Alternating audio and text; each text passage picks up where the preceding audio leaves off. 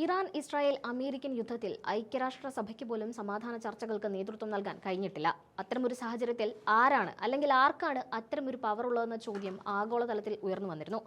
ലോകത്തിന്റെ പല കോണുകളിൽ നിന്നും ഇന്ത്യൻ പ്രധാനമന്ത്രി നരേന്ദ്രമോദിയുടെ പേര് നിർദ്ദേശിക്കപ്പെട്ടിരുന്നു. കാരണം യുദ്ധത്തിൽ ഏർപ്പെട്ടിരിക്കുന്ന 3 രാജ്യങ്ങളുമായും ഇന്ത്യ വെച്ച് പുലർത്തുന്നത് അത്ര നല്ല ബന്ധമാണ്.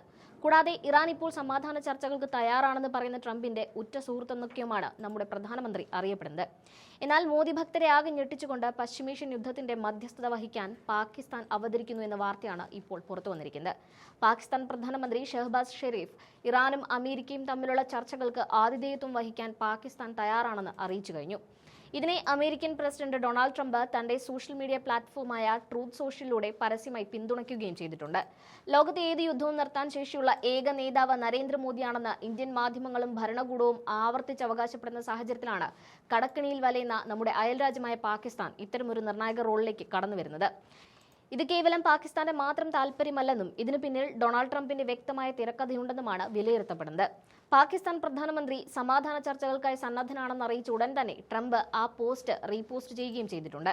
അമേരിക്കയും ഇറാനും തമ്മിലുള്ള ഈ വലിയ സംഘർഷത്തിൽ മധ്യസ്ഥനാകാൻ ഇന്ത്യയെ പാടെ മാറ്റി നിർത്തി പാകിസ്ഥാനെ തിരഞ്ഞെടുത്തത് നയതന്ത്രപരമായി ഇന്ത്യക്കേറ്റ വലിയ തിരിച്ചടിയായാണ് കാണപ്പെടുന്നത്. ഡൊണാൾഡ് ട്രംപുമായി വലിയ സുഹൃത്ത് ബന്ധം അവകാശപ്പെടുന്ന ഒരു ഭരണകൂടം ഇന്ത്യയിൽ അധികാരത്തിലിരിക്കെ ഇത്തരമൊരു നീക്കം നടത്തിയതിന്റെ പിന്നിലെ ഉദ്ദേശമാണ് ഇനി വെളിയിൽ വരാനുള്ളത്. പ്രതിപക്ഷ നേതാക്കളായ സഞ്ജയ് സിംഗും രാജീവ് ശുക്ലയും ഈ വിഷയത്തിൽ കേന്ദ്ര സർക്കാരിനെതിരെ അതിരൂക്ഷമായ വിമർശനമാണ് ഉന്നയിക്കുന്നത്. പ്രധാനമന്ത്രി നരേന്ദ്രമോദിയെ ട്രംപ് നല്ല രീതിയിൽ കബളിപ്പിച്ചു എന്നാണ് സഞ്ജയ് സിംഗ് ആരോപിക്കുന്നത്. ഇന്ത്യയെക്കൊണ്ട് ഇസ്രായേലിന് അനുകൂലമായ നിലപാടുകൾ എടുപ്പിക്കുകയും ഇറാനുമായുള്ള നമ്മുടെ കാലങ്ങളായുള്ള സുഹൃത്ത് ബന്ധം തകർക്കുകയും ചെയ്ത ശേഷം സമാധാന ചർച്ചകൾക്കായി പാകിസ്ഥാനെ വിളിച്ചത് ഇന്ത്യക്ക് ലഭിച്ച വലിയ അപമാനമാണെന്ന് അദ്ദേഹം കുറ്റപ്പെടുത്തി. ഈ സംഭവ വികാസങ്ങളിൽ ഇന്ത്യക്ക് എന്താണ് നേട്ടമുണ്ടായതെന്ന് ചോദിക്കുന്ന അദ്ദേഹം അപമാനം മാത്രമാണ് ഇന്ത്യയുടെ കൈമുതലെന്നും പരിഹസിച്ചു. കോൺഗ്രസ് എംപി രാജീവ് ശുക്ലയാകട്ടെ പാകിസ്ഥാനെ പോലൊരു രാജ്യം ലോകവേദിയിൽ സമാധാനത്തിന്റെ കേന്ദ്രമായി മാറുന്നത് ഇന്ത്യക്ക് അംഗീകരിക്കാനാവില്ലെന്നാണ് പറയുന്നത്. അമേരിക്കയും ചൈനയും റഷ്യയും സൗദി അറേബ്യയും ചേർന്ന് പാകിസ്ഥാനെ ഒരു സമാധാന ദൂതനായി മാറ്റാൻ ശ്രമിക്കുമ്പോൾ ഇന്ത്യയുടെ പ്രസക്തി എവിടെയാണെന്ന ചോദ്യമാണ് അദ്ദേഹം ഉയർത്തുന്നത്.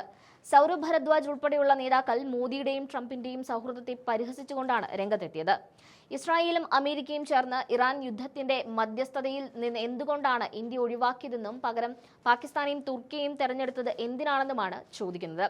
തുർക്കി പാകിസ്ഥാന് ഡ്രോണുകൾ നൽകി സഹായിക്കുന്ന രാജ്യമാണെന്നിരിക്കെ അവരെ സമാധാന ചർച്ചകളിൽ പങ്കാളികളാക്കുന്നത് ഇന്ത്യയുടെ സുരക്ഷയെ തന്നെ ബാധിച്ചേക്കാം.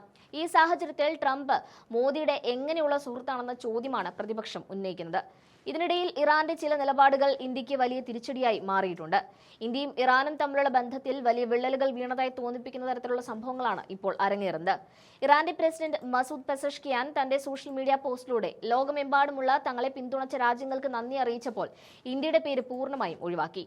പാകിസ്ഥാൻ, തുർക്കി, ഇറാഖ്, ലെബനൻ, ഈജിപ്ത് തുടങ്ങിയ രാജ്യങ്ങളിലെ ജനങ്ങളെ അദ്ദേഹം പ്രത്യേകം പരാമർശിച്ചപ്പോൾ 140 കോടി ജനങ്ങളുള്ള ഇന്ത്യയെ തഴഞ്ഞത് മോദി സർക്കാരിന്റെ വിദേശ നയത്തിലെ വലിയ പരാജയമായാണ് വിലയിരുത്തപ്പെടുന്നത്. ഇന്ത്യയിൽ ഇറാന് വലിയ തോതിൽ ജനകീയ പിന്തുണ ലഭിച്ചിട്ടും ഔദ്യോഗികമായി ഇന്ത്യയെ തഴഞ്ഞത് ഇറാൻ ഇന്ത്യ ബന്ധം പഴയതുപോലെ ദൃഢമല്ല എന്നതിന്റെ സൂചനയെയാണ് വിലയിരുത്തപ്പെടുന്നത്. യുദ്ധത്തിന് തൊട്ടു മുൻപ് പ്രധാനമന്ത്രി മോദി ഇസ്രായേൽ സന്ദർശിച്ചതും ഇസ്രായേലിന് വലിയ പിന്തുണ നൽകിയതും ഇറാന്റെ കടുത്ത അതൃപ്തിക്ക് കാരണമായതായി പറയപ്പെടുന്നു. മറ്റൊരു പ്രധാന കാര്യം പാകിസ്ഥാൻ ഈ ദൗത്യം ഏറ്റെടുക്കുന്നതിലൂടെ അന്താരാഷ്ട്ര തലത്തിൽ അവർക്ക് ലഭിക്കുന്ന പുതിയ ഇമേജാണ്. തീവ്രവാദത്തെ പ്രോത്സാഹിപ്പിക്കുന്ന രാജ്യമെന്ന് ട്രംപ് മുൻപ് വിശേഷിപ്പിച്ച പാകിസ്ഥാനെ തന്നെയാണ് ഇപ്പോൾ സമാധാന ചർച്ചകളുടെ മധ്യസ്ഥത വഹിക്കാൻ തെരഞ്ഞെടുത്തിരിക്കുന്നത്. പാകിസ്ഥാൻ സൈനിക മേധാവി ജനറൽ അസിം മുനീർ ട്രംപുമായി നിരന്തരം ആശയവിനിമയം നടത്തുന്നു എന്നത് ഇന്ത്യയെ ആശങ്കപ്പെടുത്തുന്ന കാര്യമാണ്.